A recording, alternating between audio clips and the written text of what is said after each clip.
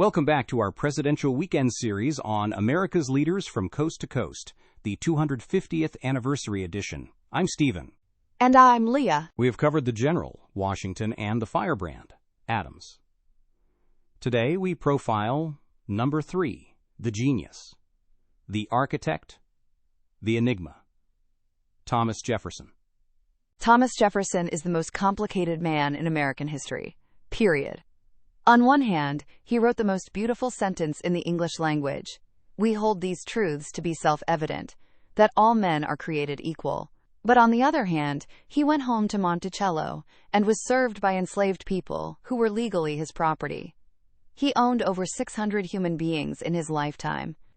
And we now know, thanks to DNA evidence and historical consensus, that he fathered at least 6 children with an enslaved woman, Sally Hemings. You cannot tell the story of Jefferson without grappling with that massive contradiction. Absolutely. He preached liberty but lived on slavery. But politically, his presidency was defined by a different kind of contradiction. He was a strict constructionist. Right, he believed the president could only do what the Constitution explicitly said he could do. No wiggle room. But then, in 1803, Napoleon Bonaparte offered to sell the entire Louisiana territory to the U.S. for $15 million. The Constitution says absolutely nothing about buying land from foreign dictators. Jefferson knew it. He agonized over it. But he also knew it would double the size of the country and remove the French threat from North America. So he ignored his own principles and signed the check. It was the greatest flip-flop in presidential history. And thank goodness he did it. It gave us everything from Arkansas to Montana.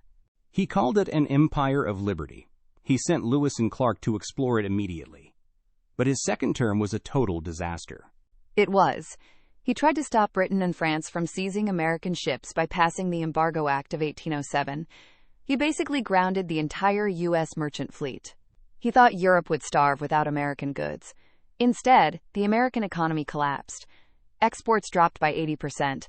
New England ports turned into ghost towns. It was a massive failure of his theory that the U.S. could just ignore the rest of the world. And finally, we have the ending. We mentioned this with John Adams, but it bears repeating because it is insane. It is the spookiest coincidence in history. Jefferson and Adams were best friends, then bitter enemies, and then friends again in old age. They both held on until July 4, 1826, the 50th anniversary of the Declaration. Jefferson died at 12:50 p.m. Adams died a few hours later. Adams' last words were, "Thomas Jefferson survives." Not knowing his friend had already passed, they went out together, closing the book on the founding era. That is our profile for the third president. Join us tomorrow as we cover the man who actually wrote the Constitution, James Madison. Please note, AI assists in the creation of this podcast from pointedwords.com. And remember, better pointed words than pointed swords.